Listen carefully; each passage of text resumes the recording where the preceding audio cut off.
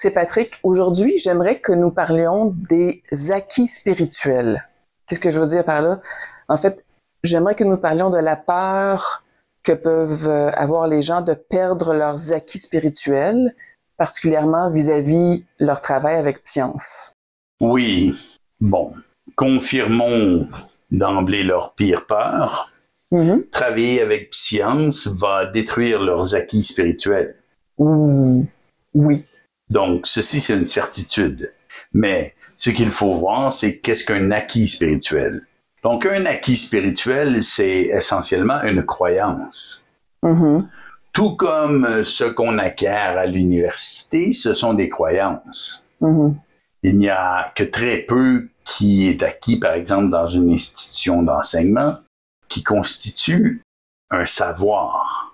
Donc, on acquiert des croyances, c'est-à-dire des connaissances, et c'est la même chose avec la démarche spirituelle, on acquiert des connaissances, c'est-à-dire des croyances.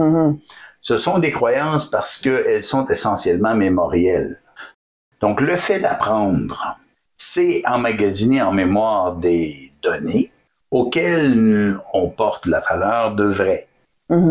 Donc, ceci, c'est essentiellement le mécanisme d'une croyance. Une croyance, c'est ceci, c'est emmagasiner une donnée en mémoire et dire ceci, c'est vrai. Donc, on va dire oui, mais c'est vrai parce que. Et là, on a des éléments de corroboration de cette connaissance. On va dire c'est vrai parce que telle personne a dit, telle personne a fait ça, et c'est arrivé ça, etc., etc. Donc, on se fie sur d'autres croyances pour appuyer une croyance et on la dit vraie. Donc, on devient très certain qu'elle est vraie, mais ça demeure essentiellement une croyance, donc objectivement sans valeur. Et c'est ça le problème avec les acquis spirituels, c'est qu'ils sont objectivement sans valeur. OK. Parce que je crois que certaines personnes rencontrent des difficultés dans leur travail avec Psyance, par exemple. Elles ont traversé toutes sortes de courants spirituels, disons, ou même philosophie, etc., etc. Bon, même religion. Et même si elles sont arrivées à un point où elles se disent, bon, je suis prêt pour quelque chose d'autre, ou j'en ai marre de toutes ces histoires de spiritualité, Psyance, c'est là où je m'en vais. Mais c'est une chose de le dire, mais quand il est temps de laisser aller ses acquis, là, il y a beaucoup de résistance. Et ça constitue un obstacle. Oui, et ceci, c'est inévitable dans un sens. Donc, pour les gens qui ont des grands parcours d'acquisition de connaissances, ce choc est assez inévitable. Parce que, et je dis choc parce que l'ego, dans sa psychologie, ce qui lui prête sa cohésion, si on veut, ou sa supposée cohésion, ou son apparence de cohésion en tant que psychologie, c'est ce qu'on appelle l'orgueil. Et l'orgueil s'appuie sur la connaissance, c'est-à-dire la croyance. Donc, la quantité d'orgueil d'un être, c'est la somme totale de toutes ses croyances, de la valeur, si on veut, énergétique, psychique, de toutes ces croyances combinées ensemble, pourrait donner, si on avait des mathématiques du psychisme, un chiffre qui est le degré d'orgueil de l'individu. OK. Donc, évidemment, un individu qui a beaucoup cheminé, entre guillemets, donc dans la spiritualité, va avoir un grand orgueil, c'est-à-dire un grand attachement à ses croyances. Et lorsque vient quelqu'un qui veut lui arracher ses croyances pour le libérer, donc l'amener à avoir la liberté du psychisme qui est capable de recevoir la lumière de son esprit. Vous avez dit quelqu'un qui veut lui arracher? Oui, ou qui lui offre de lui arracher, ou qui lui offre des opérations, comme par exemple travailler avec Psyance, la révolution de l'esprit, et faire une série de webinaires d'exploration psychique avec C. Patrick.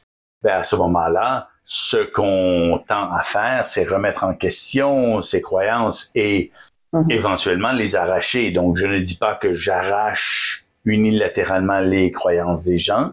Donc, je suis capable de le faire, mais je ne le fais pas parce que l'humain se sent que c'est un manque de respect pour sa psychologie. Et c'est vrai que c'est un manque de respect pour sa psychologie, alors que la psychologie de l'être, c'est la cage et les barreaux et le boulet de l'être. Donc, effectivement, si on aime l'humain, on va manquer de respect pour ce qui l'enchaîne et le met en esclavage. OK.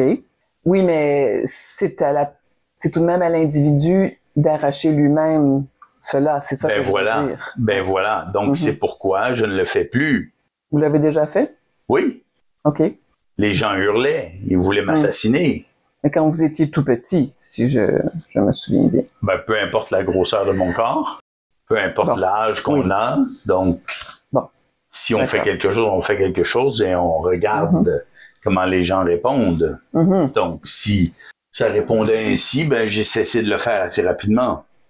Pas que j'ai remis en question l'utilité de la chose pour l'autre, mais j'ai remis en question l'intelligence de la chose pour moi. OK. C'est-à-dire, pourquoi j'ai fait ceci? Oui. Pourquoi j'arrache leur barreau et leur cage si eux veulent m'assassiner par la suite? Effectivement.